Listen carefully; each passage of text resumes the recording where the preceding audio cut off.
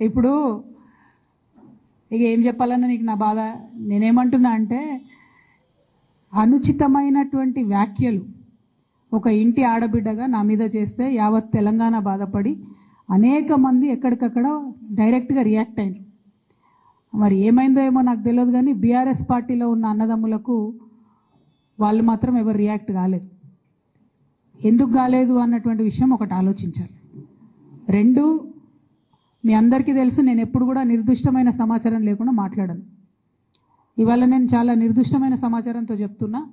ఆ వ్యాఖ్యల వెనుక ఒక బీఆర్ఎస్ పెద్ద నాయకుడి హస్తం ఉన్నది.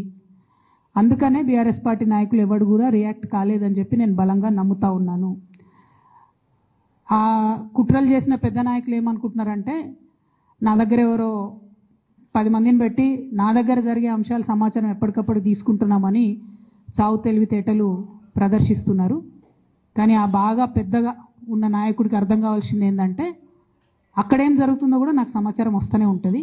సో మీరు ఏ టైంలో ఎవరిని కలిశారు, నా మీద వ్యాఖ్యలు చేయడానికి మీరు ఎవరిని ప్రోత్సహించారు, మీరు ఎంత కింద స్థాయికి దిగజారి ఒక ఆడబిడ్డ మీద అటువంటి వ్యాఖ్యలు చేయించారు, ఇవన్నీ కూడా నేను చూస్తున్నా, గమనిస్తున్నా. నేను బలంగా కర్మ సిద్ధాంతాన్ని నమ్ముతున్నా. నేను మళ్ళీ చెప్తున్నా, ఇవాళ మీరు నన్ను ఒంటరి చేసి ఏదో చేయాలని అనుకోవచ్చు, నా మీద ఇటువంటి వ్యాఖ్యలు చేపించి శునకానందం పొందొచ్చు టెంపరీగా, కానీ దేవుడు అనేవాడు ఉన్నాడు. ఖచ్చితంగా అది మీకు తిరిగి కొట్టే సమయం వస్తుంది. ఒకటి. రెండు ఒక లిల్లీపుట్ నాయకుడు నల్గొండలో బీఆర్ఎస్ పార్టీని నాశనం చేసిన ఒక లిల్లీపుట్ నాయకుడు ఆమెవరు ఈమెవరు అని మా గురించి మాట్లాడుతూ ఉన్నారంటే మరి ఆయనకు ప్రోత్సాహం ఇస్తున్నది ఎవరో కూడా ప్రజలు ఆలోచించుకోవాలి. ఇవాళ నల్గొండ జిల్లాలో ఒక సీటు కూడా రాలే.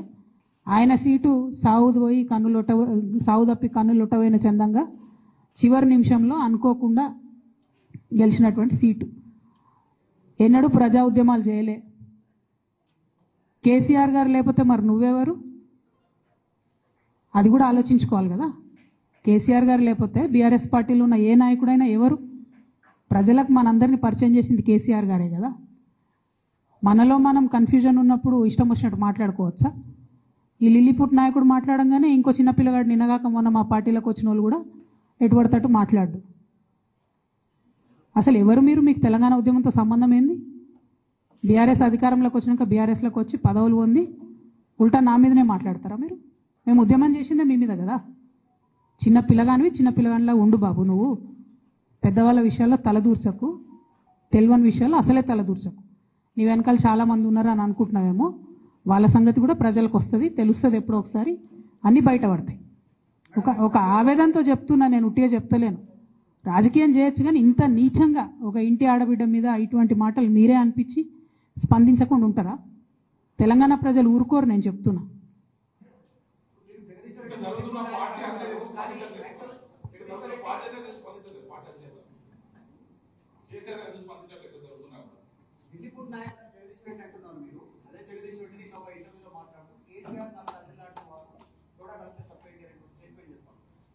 నేనేమంటున్నా, కేసీఆర్ గారు నాకు తండ్రి.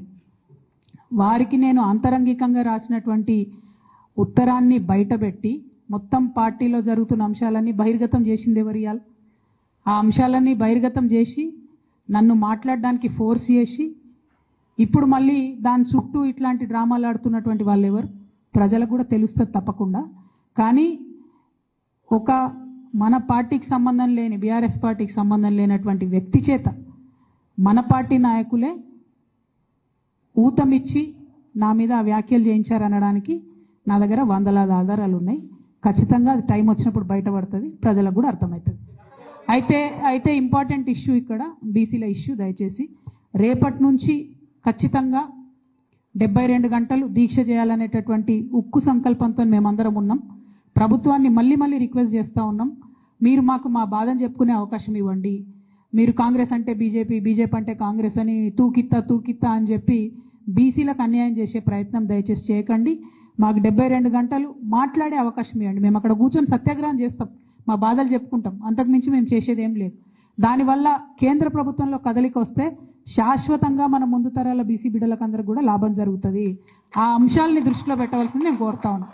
అట్లానే నిన్నగాక మొన్న నా మీద విచిత్రమైన వ్యాఖ్యలు చేసినటువంటి వ్యక్తి కూడా రాష్ట్ర వ్యాప్తంగా ఉన్న నాయి బ్రాహ్మణులను కించపరిచే విధంగా మాట్లాడితే అన్ని జిల్లాల్లో ఉన్న నాయి బ్రాహ్మణ సోదరులు కూడా ఇలా అగ్గి రగులుతున్నటువంటి సంగతి కూడా మీకు తెలుసు. వాళ్ళు కూడా ముందుకు వస్తారు. రేపటి నాడు దీక్షల్లో కూడా వాళ్ళందరినీ కూడా పెద్ద ఎత్తున పాల్గొనేలాగా మేము ప్రోద్బలం చేస్తూ ఉన్నాము. అల్టిమేట్గా ప్రజాస్వామ్యంలో చాలా డీసెంట్గా మా నిరసన తెలియజేస్తాము. దానికి అవకాశం ఇవ్వాల్సిందిగా మళ్ళొకసారి డీజీపీ గారికి, ప్రభుత్వానికి నేను విజ్ఞప్తి చేస్తాను.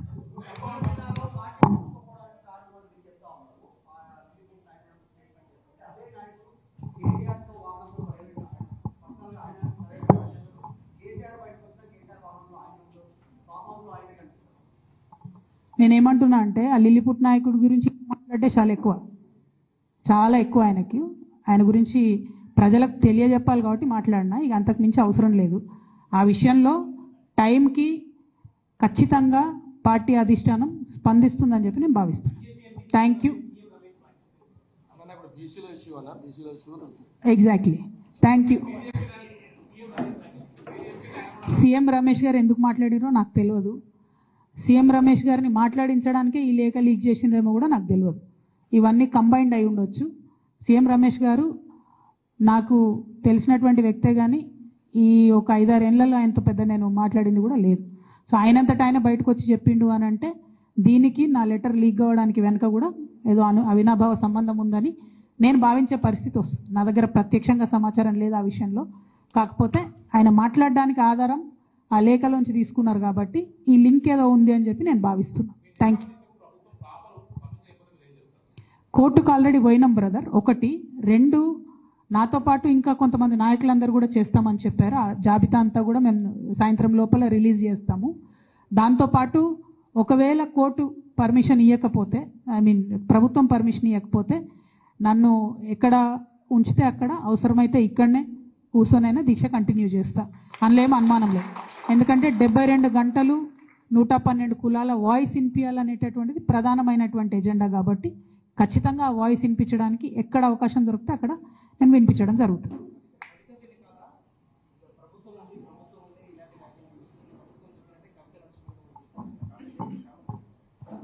నేను అదే అంటున్నానే, మ్యాచ్ ఫిక్సింగ్ వాళ్ళకు అలవాటు, ఉద్యమంలో ద్రోహం చేసింది వాళ్ళకు అలవాటు.